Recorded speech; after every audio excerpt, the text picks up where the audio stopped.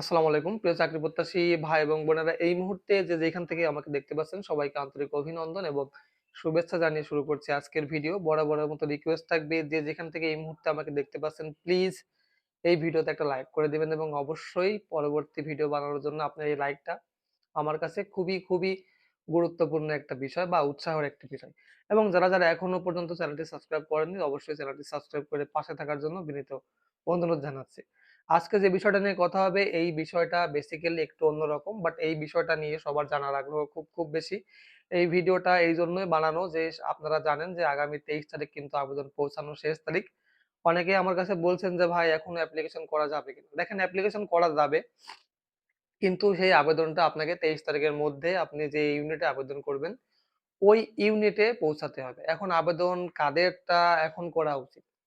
মনে করেন আপনার বাড়ি ক্যান্টনমেন্টের পাশেই, ক্যান্টনমেন্টের সাথেই আপনার বাড়ি।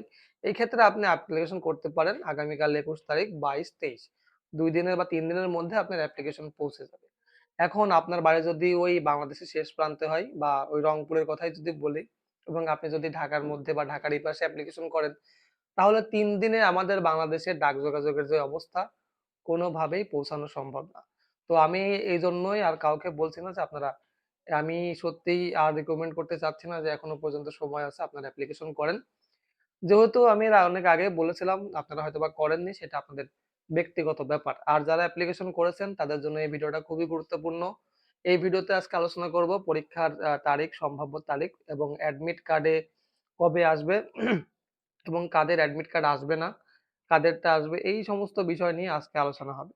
যারা অ্যাপ্লিকেশন করে ফেলেছেন, পরীক্ষার জন্য প্রস্তুতি নিচ্ছেন, অবশ্যই স্ক্রিনে দেওয়া নাম্বারে হোয়াটসঅ্যাপে যোগাযোগ করবেন। খুবই স্বল্প মূল্যে অরিজিনাল অথেন্টিক একটা সাজেশন, যেটা আমি নিজ হাতে বানিয়েছি, আমি আপনাদেরকে এই সাজেশনটা প্রোভাইড করে থাকবো ইনশাল্লাহ। তো যে কথাটা বলছিলাম, যে দেখেন, পরীক্ষার প্রস্তুতি আপনারা এখনো পর্যন্ত নিচ্ছেন না। একটা সরকারি চাকরির প্রস্তুতি নিতে গেলে কিন্তু অনেকটা সময়ের প্রয়োজন হয়। তো যারা এখনো পর্যন্ত ভাবছেন যে অ্যাডমিট কার্ড আসার পরে আপনারা অ্যাপ্লিকেশনের করেছেন, হয়তোবা কোনো রকম কোনো গরমিল আছে, অ্যাডমিট কার্ড আসার পরে আপনারা সাজেশন নিবেন বা তখন পরীক্ষার প্রস্তুতি নিবেন, ভাই বিশ্বাস করেন হাতে সময়ই পাবেন না। এরকম অনেক মানুষ বা অনেক পাবলিকের সাথে আমার পরিচিত হয়েছে গত নিয়োগে। তারা অ্যাডমিট কার্ড হাতে পাওয়ার পরে সাজেশন নিয়েছিল, কিন্তু তখন আর কোনো লাভ হয়নি। কারণ ১২৩ পেজ বা ১০০ পেজ মুখস্থ করার মতো মেধাশক্তি যদি আপনার থাকতো, তাহলে অবশ্যই আপনি বাংলাদেশ সেনাবাহিনীর অসামরিকে অ্যাপ্লিকেশন করতেন না। অ্যাডমিট কার্ড হাতে পাওয়ার পর সর্বোচ্চ বড়জোর ৪ থেকে ৫ দিন বা ঊর্ধ্বে গেলেও ১ সপ্তাহ সময় আপনার হাতে থাকে। এই ১ সপ্তাহের মধ্যেই আপনি পরীক্ষার জন্য কি প্রস্তুতি নেবেন? এটা ভাবতেই তো ২ দিন চলে যায়, যে আপনি কিভাবে পরীক্ষা দেবেন, কিভাবে যাবেন, থাকবেন কোথায়, খাবেন কি জামাকাপড় নেবেন। এই বিষয় নিয়ে ভাবতে আপনার ২ দিন শেষ। বাকি ৫ দিন সম্ভব না। এজন্যই আমি আপনাদেরকে বলতেছি, যারা অ্যাপ্লিকেশন করেছেন দয়া করে পরীক্ষার জন্য প্রস্তুতি নেন। আমার কাছ থেকেই যে সাজেশন নিতে হবে বিষয়টা এরকম না। আপনাদের যার সাজেশন ভালো লাগে, যার ভিডিও আপনাদের ভালো লাগে, যার কথা আপনাদের ভালো লাগে, যাকে আপনারা বিশ্বাসযোগ্য মনে করেন, আপনারা তার থেকে সাজেশন নেন। কোনো রকম কোনো সমস্যা নেই। তবে আমি ব্যক্তিগতভাবে আমি আপনাদেরকে যেটা সবসময় বলে আসি, যে যে সংস্থার মধ্যে থাকে, সেই সংস্থার মধ্যে আসলে তার ততটুকুই জ্ঞান বেশি। তো আমি বেসিক্যালি এইখানে আছি। আমার যতটুকু জ্ঞান আছে ঠিক ততটুকু দিয়েই আমি কিন্তু আমার এই সাজেশনটা তৈরি করেছি, এবং এই সাজেশনের মধ্যে আপনি বাংলা, ইংরেজি, গণিত, সাধারণ জ্ঞানের মিনিমাম ২০০ টি প্রশ্ন আমি আপনাদেরকে, খুবই ইম্পোর্টেন্ট যেগুলা, সেইগুলা এর মধ্যে আমি ঢুকিয়েছি। অবশ্যই যদি আপনি এটা পড়েন, লিখিত পরীক্ষায় টিকতে পারবেন। চাকরির মোট ২ টা ধাপ। একটা হচ্ছে আপনার লিখিত পরীক্ষা এবং আরেকটা হচ্ছে মৌখিক বা ভাইভা পরীক্ষা। লিখিত পরীক্ষায় যদি আপনি উত্তীর্ণ না হতে পারেন, পরবর্তী যে ধাপটা আছে ভাইভা পরীক্ষা, ওইখানে কোনোভাবেই যাবেন না ভাই।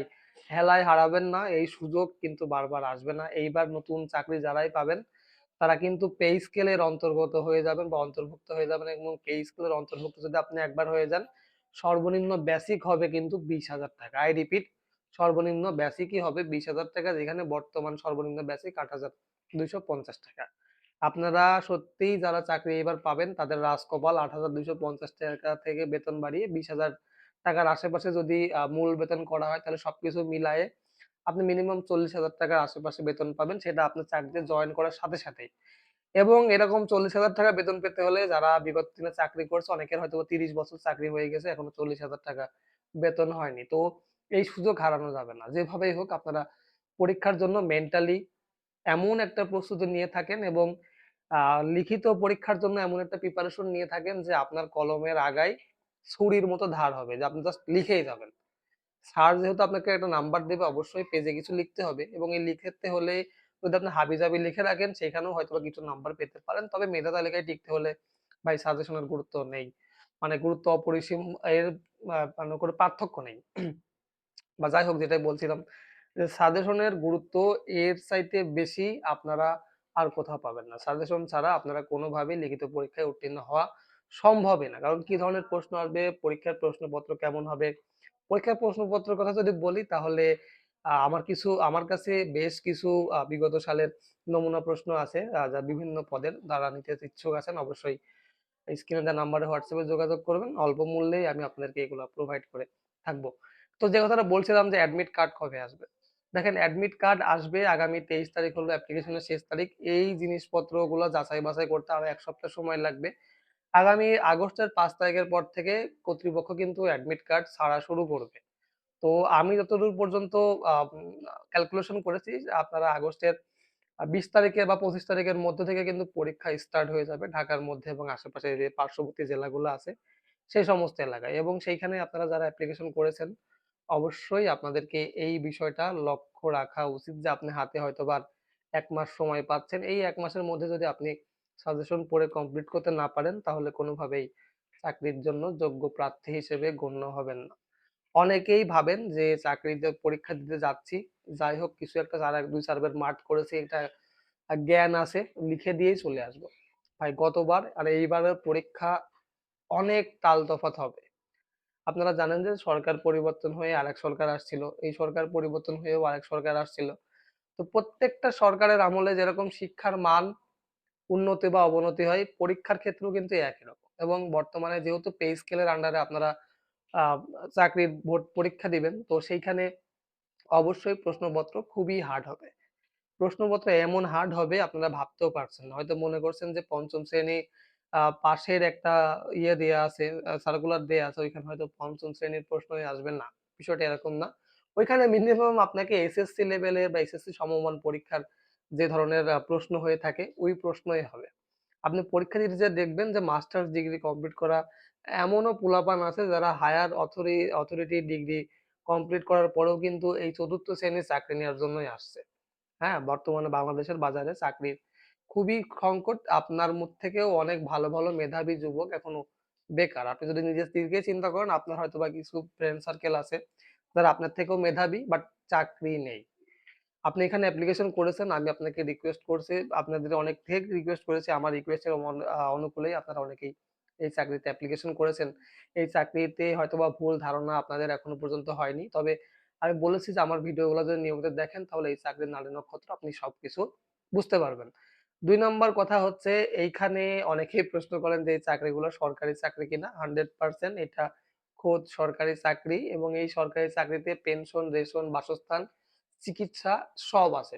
শুধুমাত্র সেনাবাহিনীতে বা বিশেষ সেনাবাহিনী, বিমান বাহিনী, নৌবাহিনীতে যদি আপনি জব করেন তাহলে এখানে চিকিৎসা থেকে শুরু করে রেশন, বাসস্থান সব চিকিৎসা আরেকটা হচ্ছে আপনার পারিবারিক বাচ্চাদের যে শিক্ষার ব্যবস্থা এইখানে কিন্তু সব রকম সিস্টেম আছে। তাছাড়া অন্যান্য মন্ত্রণালয়ে বা বিভিন্ন জায়গায় চাকরি করলে কিন্তু আপনি এই সুযোগ সুবিধাটা পাবেন না। এছাড়াও ছুটি-ছাটা তো বিভিন্ন রকম সিস্টেম এখানে আছে। আর্মিতে সবথেকে বেশি ছুটি সেটা আপনারা অনেকেই জানেন। তো আমার মনে হয় যে এই সুযোগ আপনাদেরকে হেলায় হারানো উচিত না। আপনারা অবশ্যই এই চাকরির জন্য অ্যাপ্লিকেশন যারা করেছেন আমি আপনাদেরকে রিকোয়েস্ট করব যে যেভাবেই হোক একটা প্রস্তুতি নিয়ে রাখেন আর সামান্য কিছু টাকা। এর সাজেশনের দাম খুবই সামান্য। সেটা আপনার একদিনের পকেট খরচ।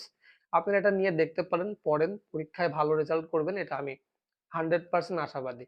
১২৩ পেজের একটা সাজেশন যেটা আপনাদের কাছে আহামরি খুব কঠিন মনে হবে না। বাট এইখানে যেটা দেয়া আছে সেটা পরীক্ষার জন্য খুবই গুরুত্বপূর্ণ। তো আশা করি আমি আপনাদেরকে বোঝাতে পেরেছি। আজকের ভিডিওটা আর বেশি লম্বা করতে চাচ্ছি না। অলরেডি প্রায় ১০ মিনিটের মতো বা কাছাকাছি হয়েই গেছে ইনফেক্ট। তো যাই হোক পরবর্তী ভিডিও দেখার আমন্ত্রণ জানিয়ে আমি রাজ আজকের মতো এখানেই বিদায় নিচ্ছি। সবাই ভালো থাকবেন, সুস্থ থাকবেন। আল্লাহ হাফেজ।